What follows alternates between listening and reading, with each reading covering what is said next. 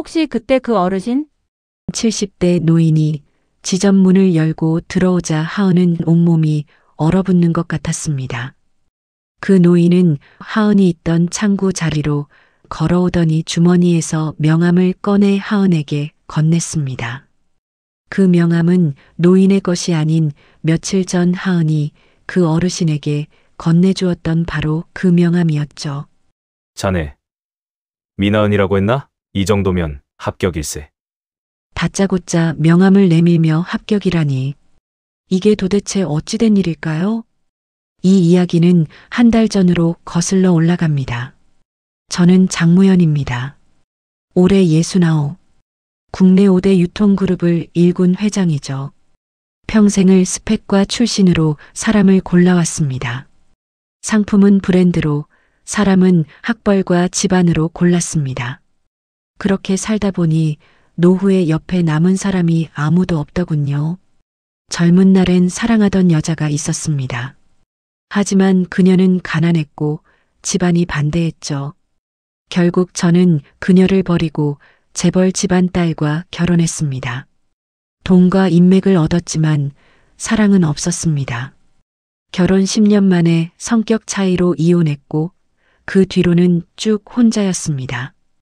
넓은 집, 두툼한 통장, 성공한 사업. 그런 건 다 있었지만 밤이면 텅 빈 집에서 혼자 위스키를 마셔야 했습니다. 서재에 앉아 오래된 레코드판을 들으며 생각했죠. 내가 뭘 위해 이렇게 살았나? 그래도 한 가지 위안이 있었습니다.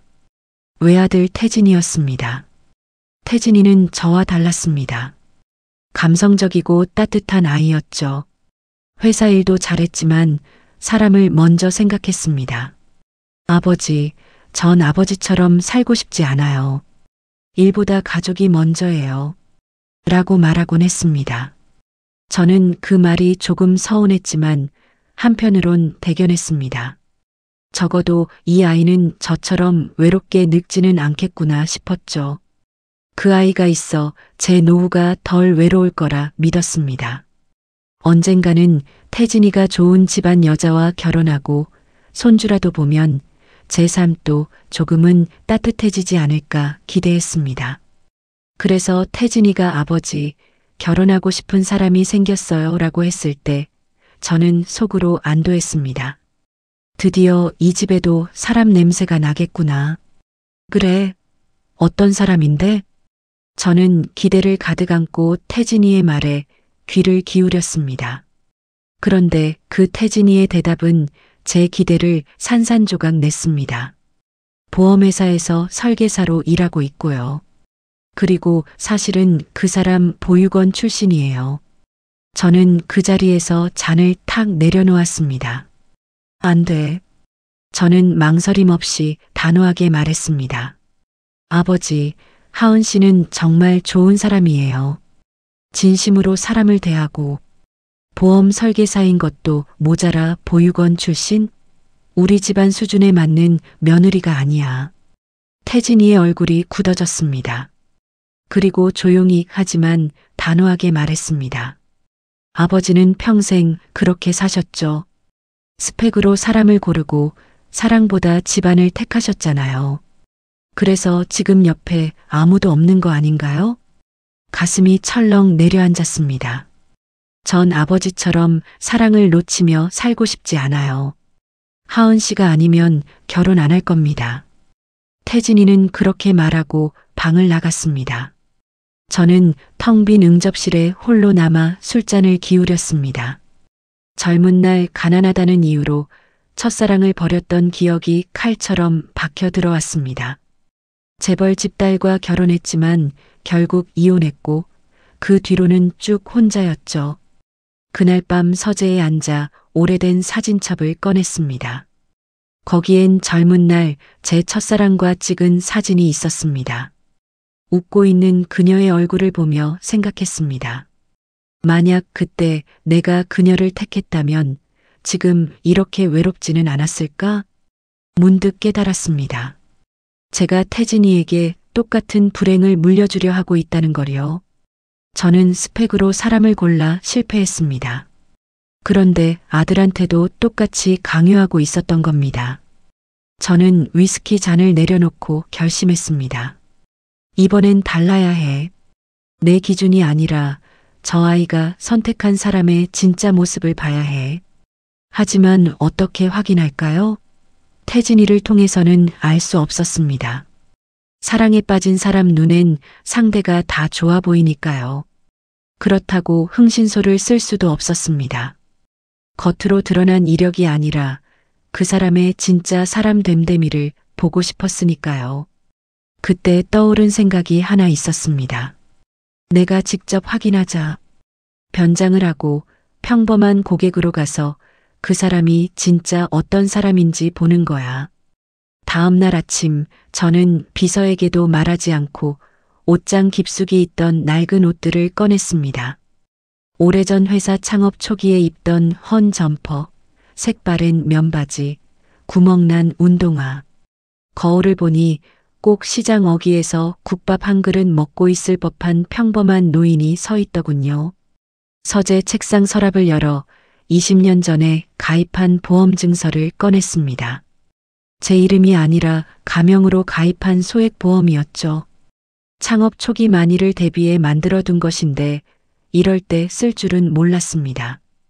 대중교통을 타고 종로 한복판에 있는 다원생명 보험센터로 향했습니다. 태진이가 말한 그곳, 미나은이 일하는 곳이었습니다. 버스 손잡이를 잡고 서 있으니 새삼 낯설었습니다.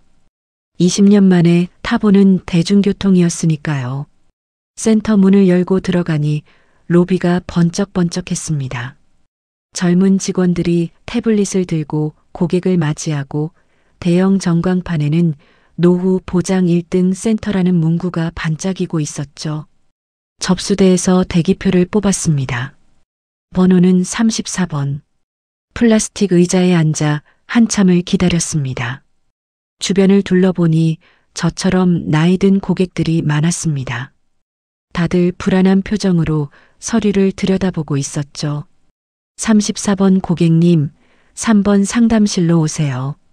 불려 들어간 곳에는 30대로 보이는 젊은 남자 설계사가 앉아 있었습니다. 저는 일부러 떨리는 목소리로 말했습니다.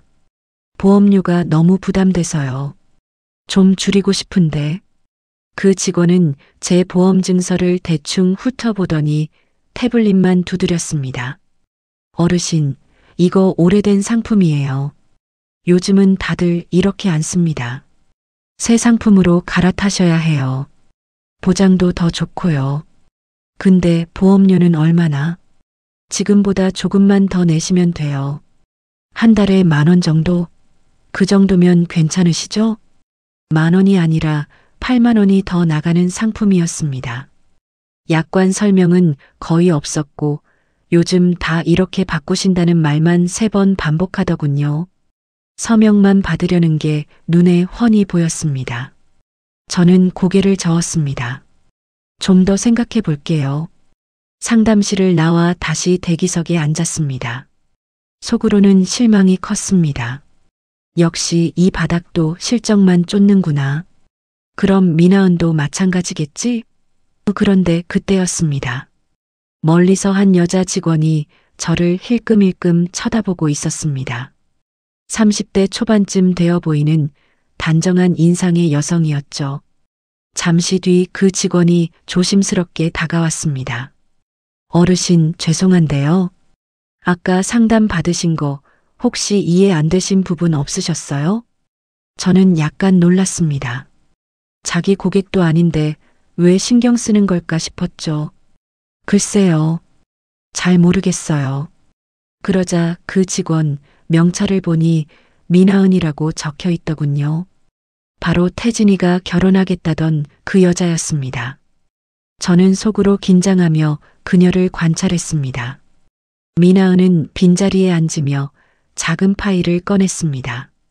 제가 한번 봐도 될까요? 어르신 보험 증서요. 저는 서류를 건넸습니다. 미나은은 증서를 꼼꼼히 살피더니 자기 파일에서 큰 글씨로 인쇄된 안내지를 꺼냈습니다. 고령 고객 전용 보험 가이드라는 제목이 붙어 있었죠. 직접 만든 것 같았습니다. 어르신, 아까 상담하신 분이 권한 상품은 사실 어르신께 맞지 않아요. 보험료만 더 나가고 정작 어르신께 필요한 실손 의료비 보장은 거의 없거든요. 그럼 어떻게 해야 하나요? 미나은은 큰 글씨 안내지를 펼쳐 보이며 한 줄씩 손가락으로 짚어가며 설명했습니다.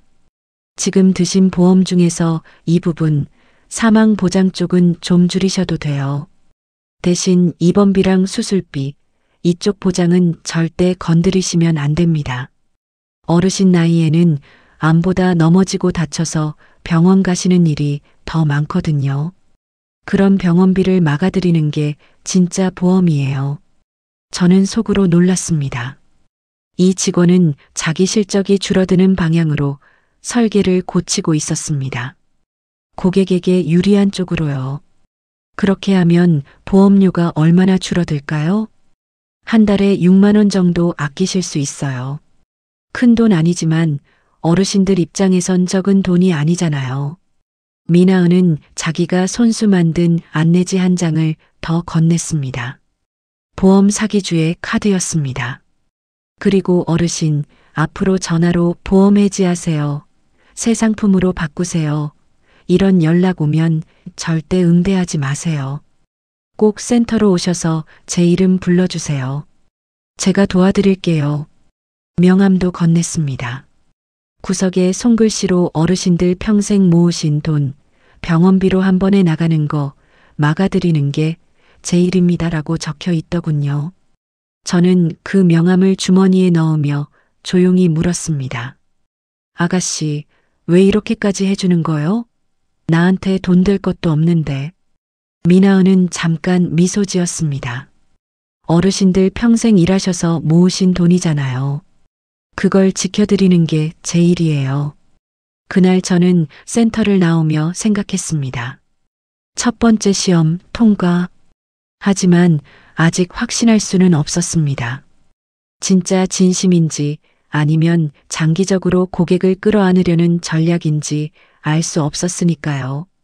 한 번의 친절은 누구나 할 수 있습니다.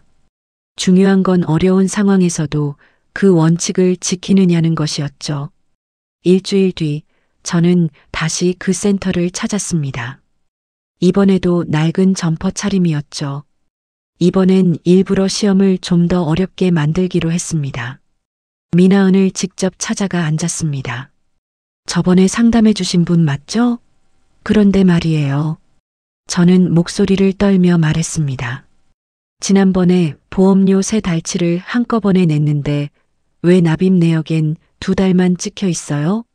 실제로는 2달치만 낸 상태였습니다. 시스템에도 정확히 그렇게 나와 있었죠.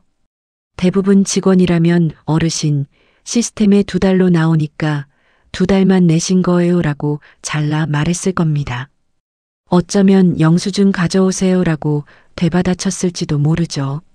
그런데 미나은의 반응은 달랐습니다. 그녀는 화면을 다시 열어보며 조용히 말했습니다. 제가 먼저 확인을 잘못했을 수도 있으니까요. 어르신 입장에서 한 번 더 볼게요.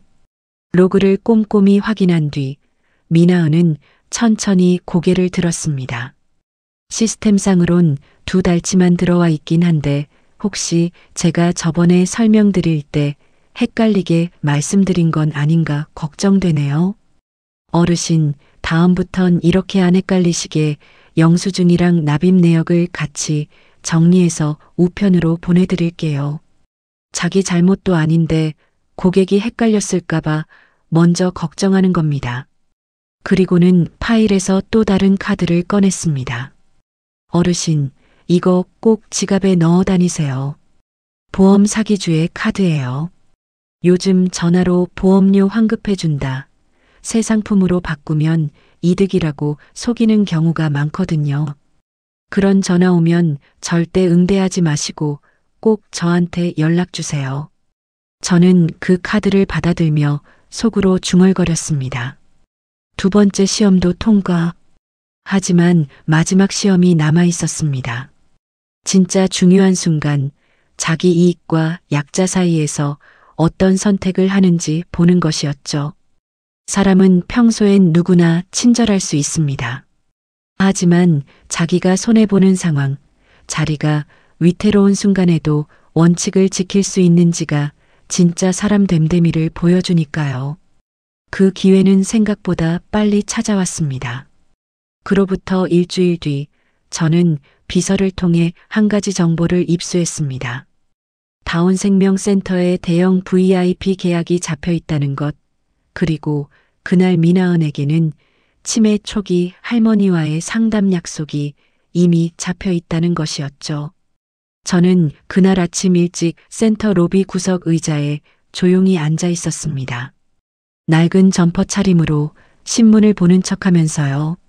센터 분위기가 심상치 않았습니다. 직원들이 분주하게 움직이고 센터장이라는 사람이 큰 소리로 지시를 내리고 있었죠. 오늘 VIP 고객 온다. 50억짜리 안보험 계약이야. 민대리, 너 VIP룸 전담이니까 오전 예약 고객들 다 밀어. 그 순간 미나은의 얼굴이 굳어지는 게 보였습니다. 저는 알고 있었습니다. 오늘 오전 미나은에게는 이미 잡혀있는 상담이 하나 있다는 거요. 치매 초기 진단을 받은 70대 할머니와의 약속이었습니다. 자녀들이 보험료 아깝다며 해지를 강요하는 상황에서 미나은이 시간을 따로 내어 천천히 설명해 드리기로 한 날이었죠. 오전 10시 VIP 고객이 도착했습니다. 센터장이 직접 나가 맞이하고 직원들이 일제히 인사를 했습니다. 저는 구석 의자에 앉아 신문을 보는 척하며 지켜봤습니다. 그때 로비 한쪽에서 할머니 한 분이 지팡이를 짚고 천천히 걸어 들어왔습니다. 접수대에서 대기표를 뽑으시더니 미나은을 찾았습니다. 하은 씨 나왔어요. 약속했잖아요. 미나은은 할머니를 부축해 의자에 앉히며 부드럽게 말했습니다. 할머니, 조금만 기다려주세요. 제가 금방 모실게요. 그런데 그때 센터장이 미나은을 향해 소리를 질렀습니다. 미나은, 지금 당장 VIP룸으로 올라와. 뭐 하는 거야? 로비가 조용해졌습니다. 직원들도 대기 중인 고객들도 모두 미나은을 쳐다봤습니다. 미나은은 잠시 눈을 감고 숨을 고르더니 떨리는 목소리로 말했습니다. 센터장님, 죄송하지만 오늘은 먼저 예약하신 할머님 상담을 마치고 가겠습니다. 이분은 지난주부터 오늘만 기다리고 계셨어요. 센터장의 얼굴이 붉게 달아올랐습니다. 지금 50억짜리 계약을 놔두고 그 한 건 때문에 일을 그르치겠다는 거야? 너 재계약하고 싶어? 미나은은 고개를 들었습니다. 목소리는 떨렸지만 눈빛만은 흔들리지 않았습니다. 어떤 고객님이든 대기 번호표 한 장 들고 오셨으면 똑같이 소중한 분이라고 생각합니다.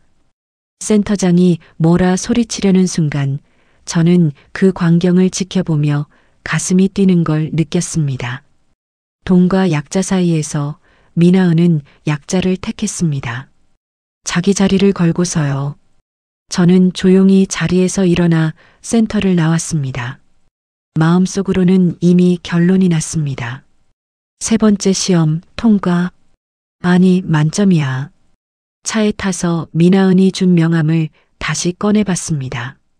어르신들 평생 모으신 돈, 병원비로 한 번에 나가는 거 막아드리는 게 제 일입니다. 손글씨가 약간 삐뚤빼뚤했지만 그 안에 담긴 진심만은 똑바로 보였습니다. 젊은 날 제 첫사랑도 이랬습니다. 돈은 없었지만 진심이 있었죠. 제가 어려울 때 곁을 지켜준 사람이었습니다. 하지만 저는 그녀를 버렸습니다.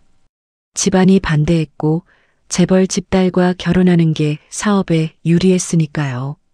그 선택의 대가로 저는 평생을 외롭게 살았습니다. 그런데 지금 제 아들은 돈이 아니라 사람을 택하려 하고 있었습니다. 스펙이 아니라 진심을 보려 하고 있었죠. 저는 그걸 막으려 했습니다. 제가 실패한 그 방식을 아들한테도 강요하려 했던 겁니다. 그런데 며칠 뒤 예상치 못한 일이 터졌습니다. VIP 암보험 계약 과정에서 시스템 입력 오류가 발생했다는 겁니다. 보험료 할인율이 잘못 적용돼서 회사 측에 상당한 손실이 났다는 거였죠. 저는 비서를 통해 그 내막을 파악했습니다. 최종 승인은 센터장 한성구의 아이디로 이루어졌지만 본사 감사에서 문제를 지적하자 한성구는 책임을 미나은에게 떠넘기려 하고 있었습니다. 이 할인 조건 민대리가 추천해서 넣은 거다. 조용히 내 실수라고 하고 넘어가. 안 그러면 재계약 못할 수도 있어. 미나은은 시스템 로그를 보여주며 조심스럽게 말했습니다. 최종 승인자는 센터장님 아이디로 찍혀 있는데요. 여기서 누가 더 쉽게 잘릴 것 같아? 내가 알아서 해. 저는 그 소식을 듣고 다음 날 아침 일찍 움직였습니다. 이번엔 낡은 점퍼가 아니라 제대로 된 정장을 입고 비서와 함께 다온생명 본점으로 향했습니다. 장무현 회장님이 오셨습니다. 접수대 직원의 얼굴이 하얗게 질렸습니다. 본점 임원이 황급히 내려와 저를 소회의실로 안내했고 센터장 한성구가 급히 불려왔습니다. 회의실 문이 닫히자 저는 서류 몇 장을 탁자 위에 펼쳤습니다. 한성구 센터장, 나는 다온생명에 상당한 금액을 장기 투자하고 있는 유통그룹 회장이요. 그런데 이게 뭐요? 시스템 로그와 승인 내역이 선명하게 인쇄되어 있었습니다. VIP 할인건의 최종 승인자는 당신이요. 미나은 대리는 아무 권한도 없었어. 그런데 왜 그 직원한테 책임을 떠넘기려 하는 거요? 한성구는 손을 떨며 변명을 늘어놓았지만 저는 차갑게 말을 끊었습니다. 필요하면 우리 그룹 전체 임직원 보험, 가족보험, 회사 관련 계약 전부 다른 보험사로 옮기는 것도 어렵지 않소? 당신이 선택하시오.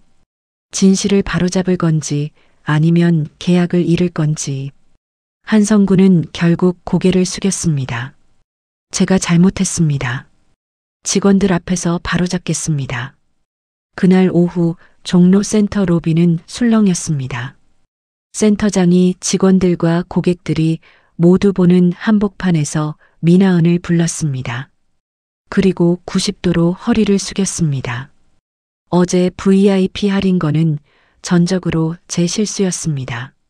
민대리는 아무 잘못이 없습니다. 책임을 떠넘기려 했던 점 진심으로 사과드립니다. 직원들 사이에서 조용한 박수가 터져 나왔습니다. 미나은은 눈가가 붉어졌지만 담담하게 말했습니다. 저는 괜찮습니다. 고객님들 보장만 제대로 바로잡아 주시면 그걸로 충분해요. 저는 센터 밖 차 안에서 그 장면을 지켜보며 눈을 감았습니다. 젊은 날 가난하다는 이유로 첫사랑을 버렸던 기억이 떠올랐습니다. 재벌 집딸과 결혼했지만 결국 성격 차이로 이혼했고 그 뒤로는 쭉 혼자였습니다. 넓은 집, 두툼한 통장은 있지만 옆에 남은 사람은 아무도 없었죠. 그런데 미나은은 달랐습니다. 돈보다 사람을 먼저 봤습니다.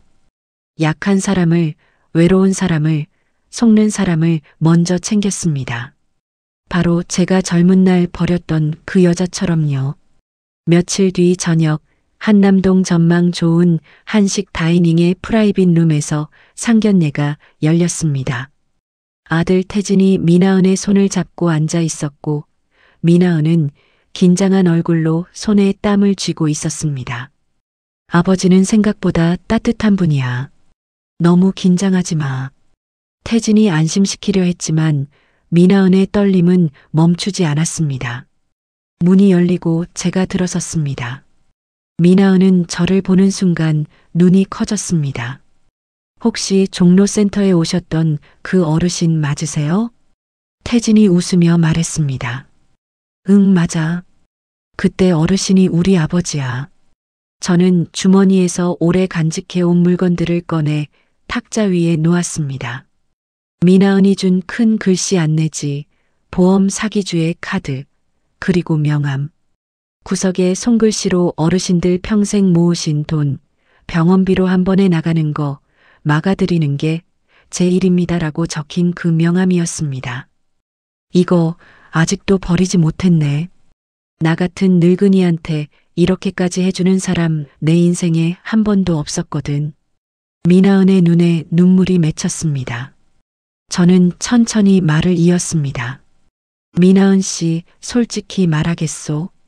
난 처음엔 당신을 반대했소. 보육원 출신의 보험 설계사라는 말을 듣고 우리 집안 수준에 안 맞는다고 생각했지.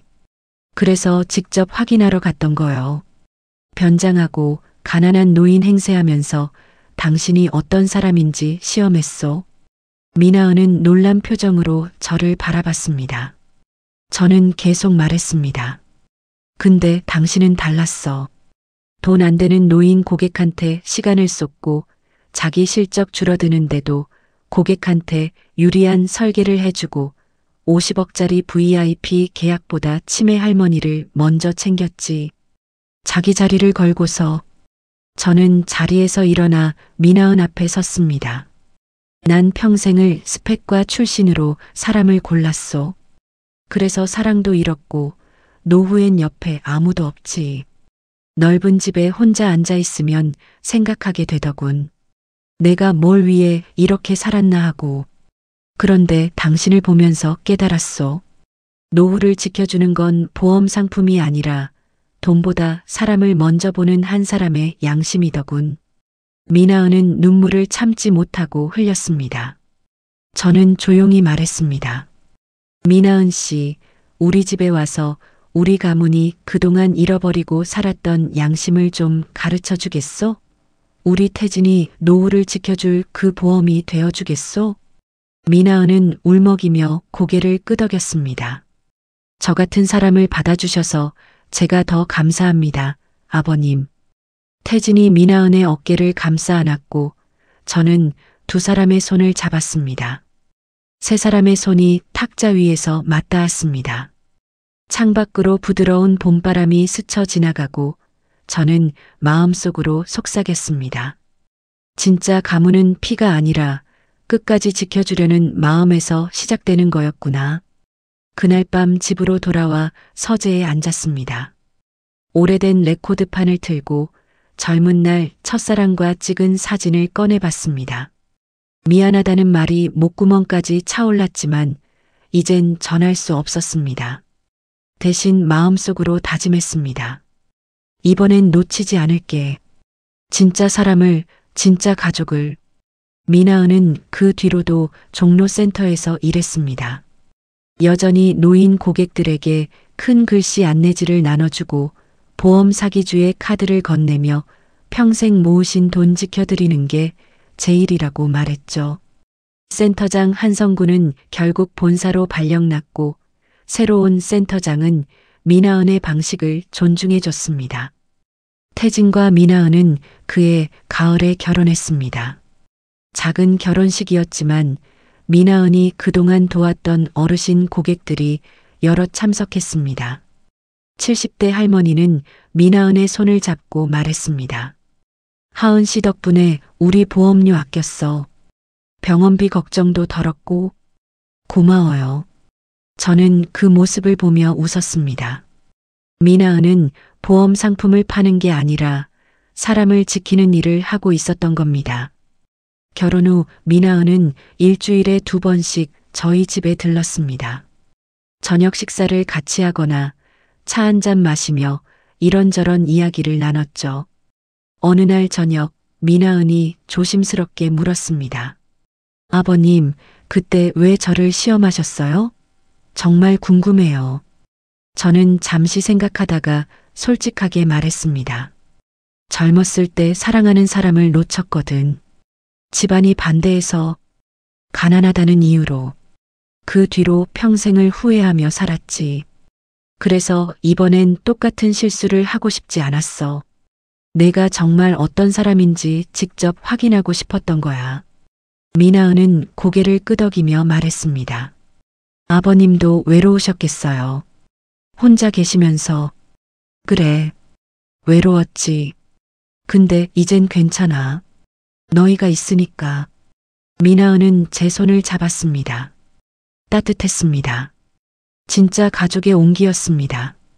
그로부터 몇 년 뒤 미나은과 태진 사이에 아이가 태어났습니다. 손주를 안아보니 가슴이 벅차올랐습니다.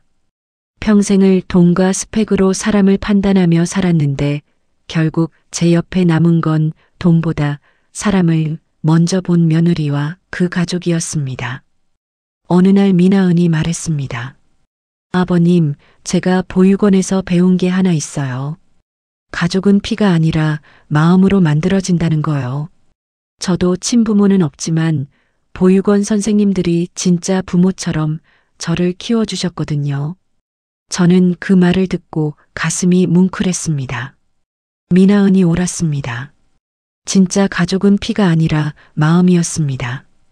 끝까지 지켜주려는 돈보다 사람을 먼저 보는 그 마음 말입니다.